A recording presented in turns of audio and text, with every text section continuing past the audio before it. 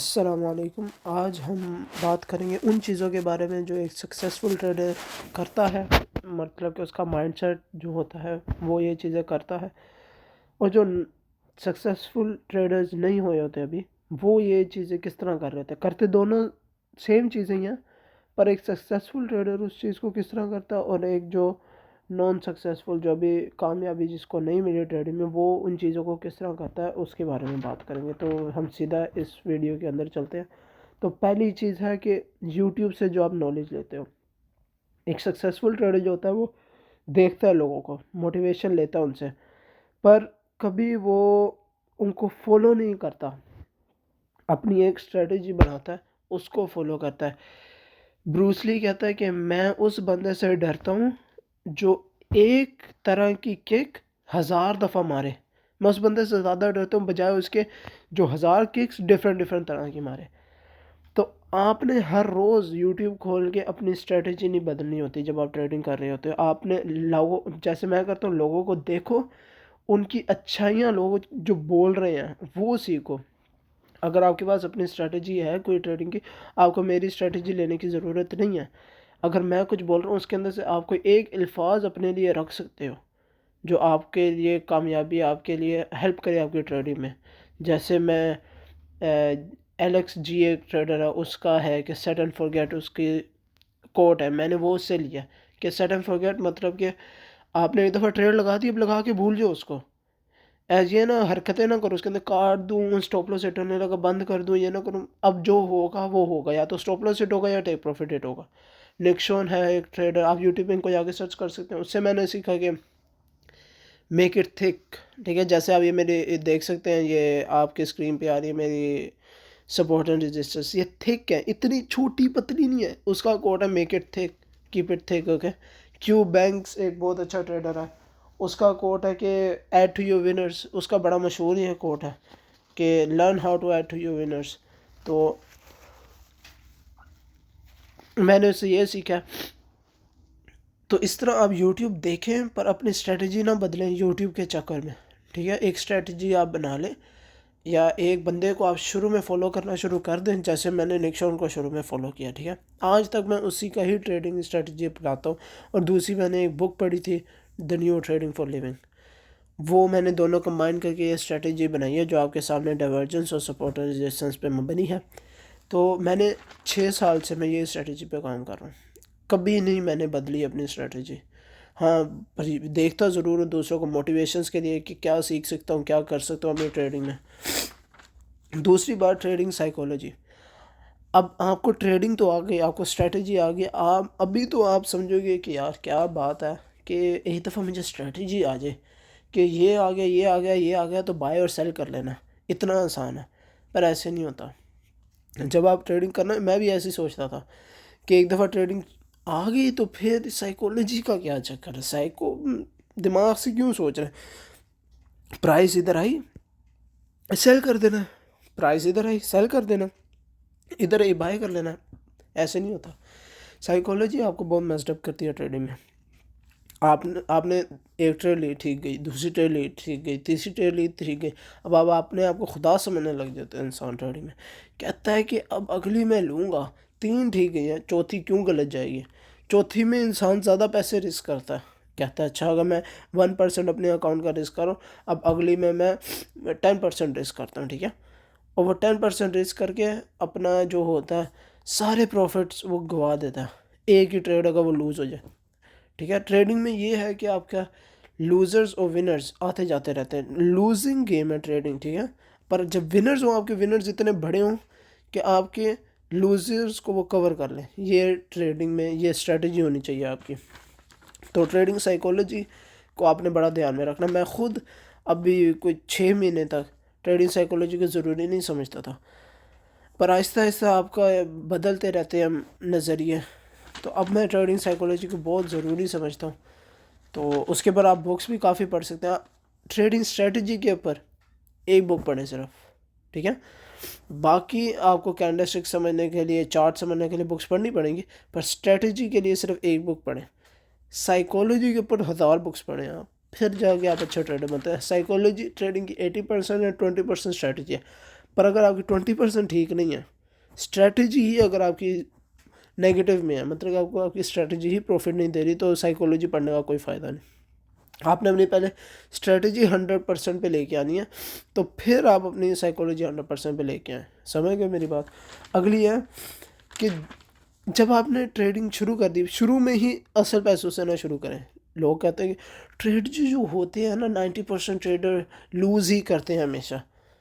ज़ाहिर सी बात है, क्योंकि आप बैरियर टू एंट्री बहुत छोटा है, हर कोई ट्रेडर बन सकता है। इस तरह तो मैं कहूँ, बचपन में मैंने पायलट बनना था, तो अब जितने बच्चों ने सोचा है जो पायलट बनना, बचपन में तो हर किसी ने पायलट बनना, तो बड़े होकर कितने लोग पायलट बनते हैं। तो आप वो सारा रेशो देखो, तो आपको पायलट तो फिर भैंस किया 98% लोग फेल होते हैं पायलट बनने में।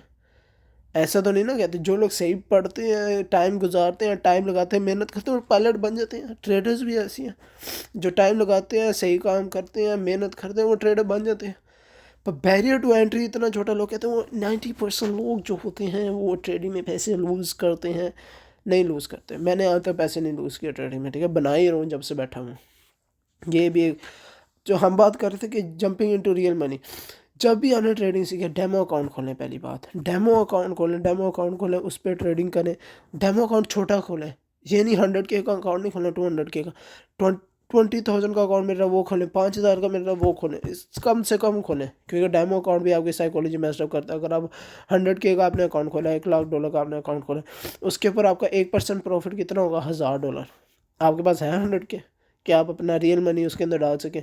क्योंकि जब फिर आप जाएंगे अपने रियल मनी पे, जो आप $50 से शुरू करेंगे, मैंने $50 से शुरू किया था, आप $50 से शुरू करेंगे, उसका 1% आपका भैंसिया बनता है $2.50। आप कहेंगे यार मैं तो हज़ार डॉलर देखता था अपने PNL पे, अपने उस पे अकाउंट पे, तो अब तो मेरे पास $2 आ रहे हैं, मुझे क्या फ़ायदा इस चीज़ का। तो आप अपना प्रॉफिट बढ़ाएंगे, आप कहेंगे अच्छा यार मैं इधर बाय करता हूँ, सेल में भैंस के पता नहीं आसमानों पे जाके करूँगा, ताकि मेरा $2 से $4 हो जाए मेरे। ये मैस्टअप बहुत करेगा आपकी साइकोलॉजी। जब आप डेमो अकाउंट बना रहे हैं, छोटे से छोटे अकाउंट का डेमो अकाउंट बनाएं। और जब आपने रियल अकाउंट पे जाना है, बहुत छोटे पैसों से, आप $5 डालें, उस $5 का $10 पे करें, $10 के लिए $10 और डाल दें, $20 हो गए, $20 को $40 पे लेके जाएं, $40 हो गए, $40 और डालें, $80 हो गए, $80 को 160 पे लेके जाएं। इस तरह करें। या फिर आप सिर्फ $50 शुरू में डालें, जिस तरह मैंने भी यही किया था, पर मैंने सिर्फ शुरू में $50 डाले, मुझे 4 साल लगे $50 $2,000 पे लेके जाने के लिए। ये भी कर सकते हैं आप, $50 डालें, 2,000 तक लेके जाएं उसको। अगली, पेशेंस रखें, ज़रा सब्र करें। ये दिनों में ज़िंदगी नहीं चेंज हो जाती। हाँ, आपको कोई मेंटर मिलता है, आपके साथ बैठता है, आपको बताता है भाई ये देखो एग्जैक्ट जो मैं कर रहा हूँ वो तुम करो, फिर तो आप कॉपी पेस्ट कर रहे हो। पर अगर आपने सीखना है, वो जो मैंने कल बात की थी इस वीडियो में, कि रेपिटेशन, आपने अपने रेपिटेशन देने हैं। अगर आप अपनी मेहनत नहीं कर सकते, अपनी टाइम नहीं दे सकते उसको, तो आप भूल जाओ। मैं 6 साल से क्यों, 4 साल लगे मुझे, 4-5 साल इस ट्रेडिंग में कामयाब होने के लिए, पैसे बनाने के लिए कुछ। क्यों? पहली बात में पेशेंस था, दूसरी बात कंसिस्टेंसी थी, हार्ड वर्क नहीं था। आप दो तरीक़ों से काम कर सकते हो, या तो हार्ड वर्क करो और जल्दी सक्सेसफुल हो, या अगर आपने सक्सेस चाहिए और इतनी बैडली नहीं चाहिए, तो कंसिस्टेंट रहो उस काम के साथ।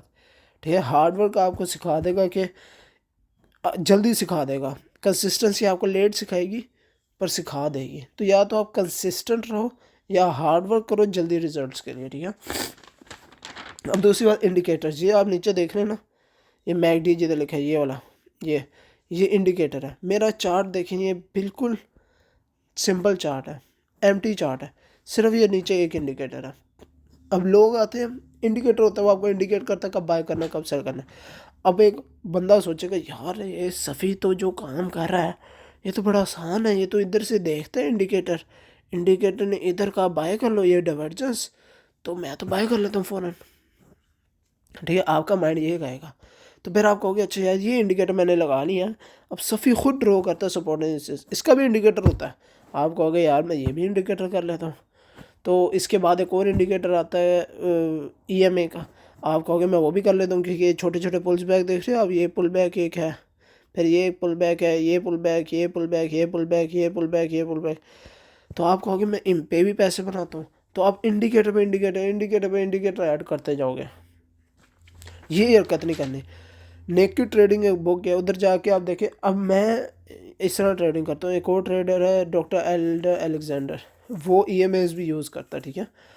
अब मैं देख रहा था कि अगर मैं अपनी स्ट्रेटजी के मुताबिक ट्रेड लूँ, जब वो उसने अपनी बुक में दिखाई ट्रेड कि मैंने ये ट्रेड ली, मैंने ये किया, तो मैं अब खुद भी मैंने जज किया, मैं उसी टाइम फ्रेम भी किया। मैं कहा अगर मैं वही ट्रेड लूँ तो क्या मेरे उसके अंदर स्ट्रेटजी के अंदर वो ट्रेड्स आती हैं। और आपको बताऊँ 50% आ रही थी ट्रेडें। मैं खुश था 50% पे, क्योंकि मुझे अपने चार्ट क्लीन रखने थे। क्या नज़र आ रहा है आपके पूरे चार्ट पे?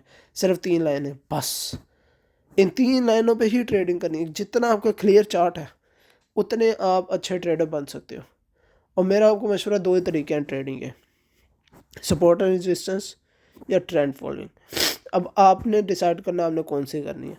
तो ये 5 हैं। यूजिंग, पहला था यूजिंग एवरीथिंग ऑन यूट्यूब, मतलब कि हर यूट्यूब पे देखने वाली चीज़ को अपनी स्ट्रेटजी में ऐड ना करें, सीखें ज़रूर। दूसरी ट्रेडिंग साइकोलॉजी। तीसरी जंपिंग इनटू रियल मनी, एकदम असल पैसे से ट्रेडिंग ना शुरू करें। चौथी हैव पेशेंस, सब्र करें, हो जाएगा, सब्र करें। एक दिन में कोई डॉक्टर नहीं बनता, एक दिन में कोई लॉयर नहीं बनता, एक दिन में कोई कुछ भी नहीं कर सकते आप एक दिन में, ठीक है।